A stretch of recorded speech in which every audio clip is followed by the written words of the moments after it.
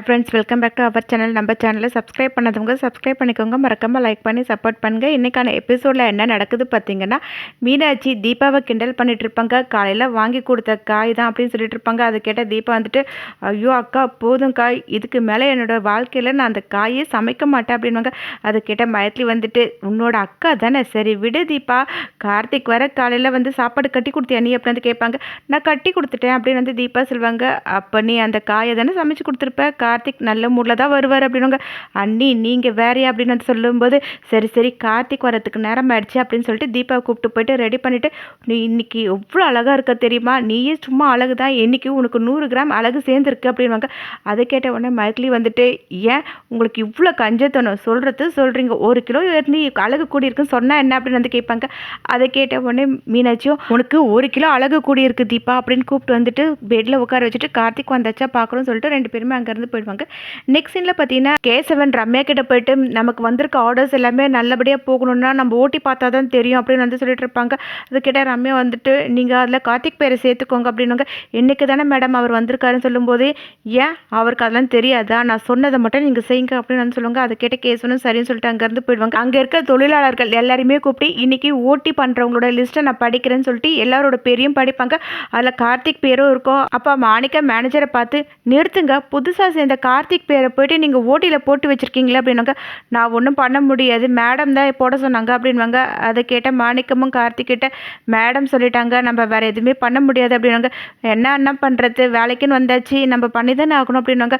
அந்த அம்மா மனசில் ஏதோ வச்சுக்கிட்டு தான் இப்படிலாம் பண்ணிகிட்ருக்கு, பார்த்து கொஞ்சம் சுதானமாக இருந்துக்கோங்க தம்பி அப்படின்வாங்க.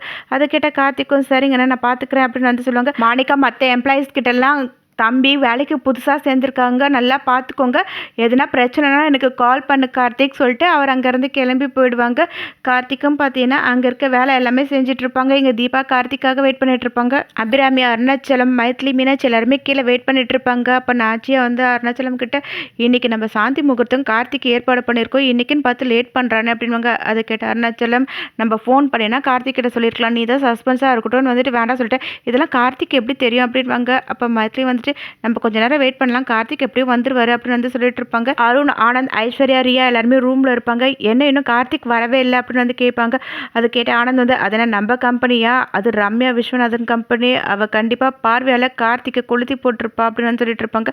இப்போவே கார்த்திக் பற்றி நிறைய தெரிஞ்சிருக்கும், இன்னைக்கே 2 பேருக்குள்ள முட்டல் முதல்லாம் வந்திருக்கும் அப்படின்வாங்க. அதை கேட்ட அருண் வந்துட்டு, என்னதான் முட்டல் முதல் வந்தாலும் ஜெயிக்க போகிறது கார்த்திக் தான், ஏன்னா கார்த்திகோட ராசி அந்த மாதிரி அப்படின்வாங்க. அதை கேட்ட ஐஸ்வர்யா வந்துட்டு, இவரை வேற சேம் சைடு கோல் போட்டுட்டு இருப்பாரு அப்படின்வாங்க. அப்போ ஆனந்த், இங்கே பாரு ரம்யா கிட்டே இவனோட சீட் எதுவுமே செல்லாது, ஏன்னா டெய்லி அவன் கம்பெனியில் நரக வேதனை தான் அனுபவிக்க போகிறான் பாரு அப்படின்னாங்க. அதை கேட்ட அருண் வந்துட்டு, பார்க்கலாம் என்ன தான் நடக்க போகுது அப்படின்னு சொல்லிட்டு இருப்பாங்க. கார்த்திக் வீட்டுக்கு வருவாங்க. அவங்க அம்மா பார்த்துட்டு, என்னம்மா இன்னும் தூங்கவே இல்லை, இங்கே ஏன் வெயிட் பண்ணிட்டு இருக்கீங்க அப்படின்னு கேட்பாங்க. அதை கேட்டவொடனே அபிராமி, நீ புது கம்பெனிக்கு வேலைக்கு போனியே, அங்கே எப்படிப்பா இருந்தது, அங்கே எல்லாமே உனக்கு செட் ஆகிடுச்சா அப்படின்னு கேட்பாங்க. அதை கேட்ட கார்த்திக், அதெல்லாம் எந்த ஒரு பிரச்சனையும் இல்லைம்மா, நம்ம கம்பெனி மாதிரி தான்மா, சரி ஏன்ப்பா லேட் ஆகிடுச்சு அப்படின்னு கேட்கும்போது, ஒன்றும் இல்லைம்மா ஓட்டி செஞ்சுட்டு வந்தேன், அதனால தான் லேட் ஆகிடுச்சு அப்படின்வாங்க. இதெல்லாம் பார்த்தீங்கன்னா அருண், ரியா, ஐஸ்வர்யா கிட்ட ரொம்பவே சந்தோஷப்பட்டுட்டு இருப்பாங்க. அப்போ ஆனந்த் வந்துட்டு, பார்த்தீங்களா அந்த ரம்யா முதல் நாளே கார்த்திக் ஓவர் டைம் கொடுத்துட்டு பிழிஞ்சு எடுத்திருக்கா அப்படின்னு வந்து சொல்லிட்டு இருப்பாரு. அதை கேட்ட உடனே ரியா வந்துட்டு, ஆமாம் அந்த டயர்ட்னஸ் தான் அவனோட முகத்துலேயே நல்லா தெரியுது, இந்த மாதிரி டெய்லி அவனை ஓவர் டைம் பார்க்க சொல்லிட்டு டார்ச்சர் பண்ண சொல்லு அப்படின்னு சொல்லிட்டு இருப்பாங்க. அதை கேட்ட ஆனந்த் வந்துட்டு, அதெல்லாம் நான் செய்ய வேண்டாம், அந்த ரம்யாவே எல்லாத்தையும் செஞ்சிருவேன் அப்படின்னு. ஐஸ்வர்யாமா அருண் கிட்ட வந்துட்டு, போகிற போக்க பார்த்துட்டா கார்த்திக் 2 நாள் கூட தாங்க மாட்டார் போல அப்படின்னுங்க. ஒரு நாள் வச்சு எந்த ஒரு முடிவுக்கும் வராதுங்க, இன்னும் 24 நாள் இருக்குது, அதுக்குள்ளே என்ன வேணும்னாலும் நடக்கலாம், பொறுத்து இருந்து பாருங்க அப்படின்னு சொல்லிட்டு இருப்பாரு. மீனாட்சி, கார்த்திக் கிட்டே நீங்கள் போயிட்டு குளிச்சு ஃப்ரெஷ்ஷப் ஆகிட்டு வாங்க, உங்களுக்கு புது ட்ரெஸ் எடுத்து வச்சிருக்கோம், அதை போட்டுட்டு வாங்க அப்படின்னாங்க. எதுக்காக அதெல்லாம் அப்படின்னு வந்துட்டு கார்த்திக் கேட்பாங்க. அதான் அண்ணி சொல்கிறாங்களே நீ கேளு அப்படின்னு சொல்லுவாங்க. சரி தீபா எங்கன்னு கேட்கும்போது, உங்களுக்காக தான் தீபா வந்து மேலே வெயிட் பண்ணிட்டு இருக்கான்னு, நீங்கள் மேலே போங்க, உங்களுக்கு விஷயம் புரியும் அப்படின்னாங்க.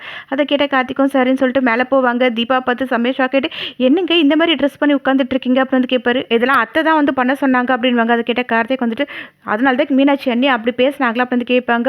உங்ககிட்டயும் அந்த மாதிரி பேசினாங்களே, எனக்கு காலையிலேருந்து கிண்டல் பண்ணிகிட்டே இருந்தாங்க அப்படின்னாங்க. கிண்டல் பண்ணாங்களான்னு கார்த்திக் கேட்கும்போது, உங்கள் அண்ணியை எங்கள் அண்ணியை சேர்ந்துக்கிட்டு என்னை ஒரு வழி பண்ணிட்டாங்க தெரியுங்களாங்க, அவங்க கிண்டல் கேலியிலேருந்து தப்பிக்கிறதுக்குள்ளே போதும் ஆயிடுச்சு, அத்தையோட வற்புறுத்தலுக்காக மட்டும்தாங்க இது எல்லாத்துக்குமே நான் ஒத்துக்கிட்டேன், சரி நீங்கள் போயிட்டு குளிச்சுட்டு ஃப்ரெஷ்ஷப் ஆகிட்டு வாங்க போங்க அப்படின்னு வந்து சொல்லுவாங்க. அப்போது கார்த்திக் வந்துட்டு சரின்னு போகும்போது தீபக் கார்த்திக் கூப்பிட்டு, உங்ககிட்ட ஒரு விஷயம் கேட்கணும், நீங்கள் புதுசாக போயிருக்க ஃபேக்ட்ரியோட ஓனர் ஒரு லேடி அப்படின்னு வந்து கேட்பாங்க. ஆமான்னு வந்து கார்த்திக் சொல்லும்போது, ஏங்க விஸ்வநாதன்றது அவங்க ஹஸ்பண்டோட பேர் அப்படின்னு வந்து கேட்பாங்க. அப்போ கார்த்திக் வந்து இல்லைங்க அவங்களுக்கு இன்னும் கல்யாணம் ஆகலை, விஸ்வநாதன்றது அவங்க அப்பாவோட பேர் அப்படின்னுங்க. அது கேட்ட தீபா வந்துட்டு கல்யாணம் ஆகலையா, என்னங்க சொல்கிறீங்க, ஆள் எப்படி இருப்பாங்க, பார்க்கறதுக்கு ரொம்ப அழகாக இருப்பாங்களாங்க அப்படின்னு வந்து கேட்பாங்க. அதை கேட்ட கார்த்திக் வந்து இப்போ எதுக்காக இதெல்லாம் நீங்கள் கேட்குறீங்க அப்படின்னு வந்து கேட்கும்போது இல்லை சும்மா தெரிஞ்சுக்கிறதுக்காக தாங்க கேட்குறேன் அப்படின்னு வந்து தீபா சொல்லிட்டு இருப்பாங்க.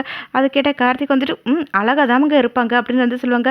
அதை கேட்ட தீபா வந்துட்டு அழகாக இருப்பாங்களா, அவங்க எப்படிங்க இருப்பாங்க, உயரமாக இருப்பாங்களா இல்லை குள்ளமாக இருப்பாங்களா, சிகப்பாக இருப்பாங்களா இல்லை கருப்பாக இருப்பாங்களா, ஸ்லிம்மாக இருப்பாங்களா இல்லை குண்டாக இருப்பாங்களா அப்படின்னு வந்து கேட்டுட்டு இருப்பாங்க. அதை கேட்ட கார்த்திக் வந்து இப்போ எதுக்காக நீங்கள் இதெல்லாம் கேட்டுட்டு இருக்கீங்க, அவங்க என்னதான் அழகாக இருந்தாலும் அவங்க அளவுக்கு இருக்க மாட்டாங்க அப்படின்னுங்க. யாருங்க அவங்க அப்படின்னு வந்து தீபா கேட்கும்போது எனக்கு ஒருத்தர் தெரிஞ்சவங்க ஒருத்தவங்க இருக்காங்க அப்படின்னு வந்து சொல்லும்போது யாருங்க அப்படின்னு வந்து கேட்பாங்க. நீங்கள் கண்ணாடியை பாருங்க அப்படின்னு சொல்லிட்டு அங்கேருந்து போயிடுவாங்க. தீபா அப்படியே கார்த்திக்கே பார்த்துட்டு இருப்பாங்க. கார்த்திக் தூரமாக போயிட்டு தீபா பார்த்து சிரிச்சுட்டு போவாங்க. தீபாவும் கார்த்திக் பார்த்து ரொம்பவே சந்தோஷப்படுவாங்க.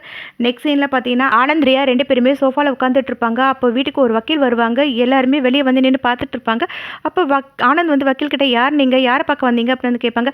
நான் ஆனந்த்ன்றவரை பார்க்க வந்திருக்கேன் அப்படின்னு சொல்லும்போது நான் தான் ஆனந்த். அவர் சொல்லுவாங்க அப்போனா இந்த டிவோர்ஸ் பத்திரத்தில் நீங்கள் கையெழுத்து போடுங்க அப்படின்வாங்க. அது கேட்ட உடனே ஆனந்த் வந்து ரியாவை பார்த்துட்டு நீ தான் இந்த ஏற்பாடுலாம் பண்ணி அப்படின்னு வந்து கேட்பாங்க. இல்லைன்னு வந்து ரியா சொல்லிட்டு இருப்பாங்க.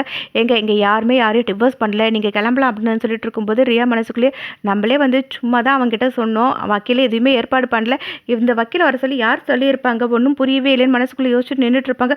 அப்போ ஆனந்த் வந்து வக்கீலை பார்த்துட்டு சொன்னால் புரிஞ்சிக்க மாட்டீங்களா, இங்கே யாருமே டிவோர்ஸ்க்கு அப்ளை பண்ணல, நீங்கள் போங்க அப்படின்னாக்க கரெக்டாக மீனாட்சி வந்துட்டு லாயர் சார் நீங்கள் எங்கேயும் போகாதீங்க அப்படின்னு சொல்லிட்டு ஆனந்த் கிட்ட போயிட்டு நான் தான் டிவோர்ஸ்க்கு அப்ளை பண்ணுறதுக்காக வக்கீல் கிட்ட நோட்டீஸ் கொண்டு வர சொன்னேன் அப்படின்னு வந்து சொல்லிட்டு நீங்கள் இதில் ஒரு கையெழுத்து போட்டு கொடுங்க அப்படின்னு வந்து கேட்பாங்க. நீ ரொம்ப அவசரப்படுறேன்னு ஆனந்த் சொல்லும்போது அப்போ மீனாட்சி வந்துட்டு நீங்கள் எதுக்கு இவ்வளோ கவலைப்படுறீங்க, என்ன 2 பொண்டாட்டி வச்சுக்கலான்னு பார்த்துட்டு இருக்கீங்களா, அதான் ஒருத்தைய கல்யாணம் பண்ணி கூட்டிகிட்டு வந்துட்டீங்களா, அப்புறம் நான் எதுக்கு உங்களுக்கு கையெழுத்து போட்டு கொடுங்க அப்படின்னு வந்து கேட்டுட்டு இருப்பாங்க. ஆனந்த் வந்து ஒரு குடும்ப தலைவியாக வந்துட்டு இப்படிலாம் பேசுறதுக்கு உனக்கு அசிங்கமா இல்லையா அப்படின்னு வந்து கேட்கும்போது நீங்கள் குடும்ப தலைவனா ஒருத்தைய கல்யாணம் பண்ணி கூட்டிகிட்டு வந்திருக்கீங்களா, அது உங்களுக்கு அசிங்கமா இல்லையா அப்படின்னு வந்து கேட்டுட்டு இருப்பாங்க.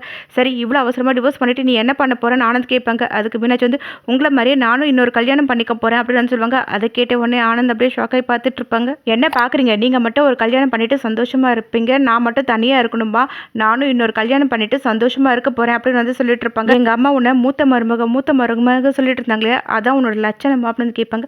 நான் மூத்த மருமகளாக நான் கரெக்டாக தான் இருக்கிறேன், நீங்கள் தான் மூத்த பிள்ளையா ஒழுங்காக இல்லாமல் இந்த மாதிரி பண்ணிட்டு இருக்கீங்க, இந்த குடும்பத்தையே கலைச்சி போட்டுட்டீங்க, அத்தைக்கு என்னை பற்றி நல்லாவே தெரியும், நான் எப்படிப்பட்டவை, நான் என்னெல்லாம் பண்ணுவேன்ட்டு, என்னை அவங்க ஒரு நாளும் தப்பாக நினைக்க மாட்டாங்க, அதையும் இதையும் சொல்லிட்டு டாக்குமெண்ட்டில் சைன் பண்ணாமல் நீங்கள் தப்பிக்கலான்னு பார்க்குறீங்களா, ஒழுங்கு மரியாதை இந்த டாக்குமெண்ட்டில் சைன் பண்ணுங்க அப்படின்வாங்க. அப்போ ரியா ஆனந்த் கூப்பிட்டுட்டு அவள் தான் வேண்டான்னு சொல்லிட்டு இருக்கால, அதுக்கப்புறம் நீ எதுக்காக யோசிச்சுட்டு இருக்க, மியூச்சுவல் கன்சர்ன் சொல்லிட்டு நீங்கள் சைன் பண்ணி கொடுத்துருங்க, ஈஸியாக டிவோர்ஸ் கிடச்சிடும், அதுக்கப்புறம் நம்மளோட வாழ்க்கையை நம்ம சந்தோஷமாக வாழலாம் அப்படின்னாங்க. அதை கேட்ட ஆனந்த் வந்துட்டு நீ சும்மா ரியா, நான் இவகிட்ட பேசிக்கிறேன்னு சொல்லிட்டு அதான் நம்ம 2 பேரும் வேண்டாம் சொல்லிட்டு பிரிஞ்சாச்சுல, அதுக்கப்புறம் எதுக்கு டாக்குமெண்ட்டில் சைன் பண்ண சொல்கிறேன் அப்படின்னாங்க. ஆமாம் நான் தாலி கழட்டி எறிஞ்சதெல்லாம் உண்மை தான், அதெல்லாம் சட்டத்துக்கு பத்தாது இல்லை, நம்ம முறைப்படி டிவோர்ஸ் ஆனால் தானே அவங்க எல்லாத்தையுமே ஏற்றுப்பாங்க. ரியா ஆனந்த் கூப்பிட்டு எதுக்காக நீ இவ்வளோ நேரம் யோசிச்சுட்டு இருக்க, சீக்கிரமாக சைன் பண்ணி கொடு, சனியும் முடிஞ்சதுன்னு நம்ம சந்தோஷமாக இருக்கலாம் அப்படின்வாங்க. அதை கேட்ட ஆனந்தம் வந்துட்டு சைன் தானே போடுறேன்னு சொல்லிட்டு பார்த்தீங்கன்னா அந்த டாக்குமெண்ட்டில் போயிட்டு சைன் போட போவாங்க. ஆனால் வந்து சைன் பண்ணாமல் யோசிச்சுட்டே இருப்பாங்க. அதை பார்த்து மீனாட்சி வந்துட்டு எதுக்காக சைன் போட தயங்குறீங்க, நம்ம சேர்ந்து வாழ்கிறதுக்கு வாய்ப்பு கிடையாது, நீங்கள் சைன் போடுங்க அப்படின்னுவாங்க. அப்போ ஆனந்த் வந்துட்டு இல்லை என்னால் போட முடியாது, நான் போட மாட்டேன் அப்படின்னு சொல்லிட்டு இருப்பாங்க. அதை கேட்ட ரியா ஷாக்காகி பார்த்துட்டு இருப்பாங்க. இப்படி இந்த எபிசோட் எண்ட் ஆகும். நெக்ஸ்ட் எபிசோடில் என்ன நடக்குதுன்னு நம்ம லைக் பண்ணி ஷேர் பண்ணுங்கள், மறக்காமல் சப்ஸ்கிரைப் பண்ணிக்கோங்க. தேங்க்யூ.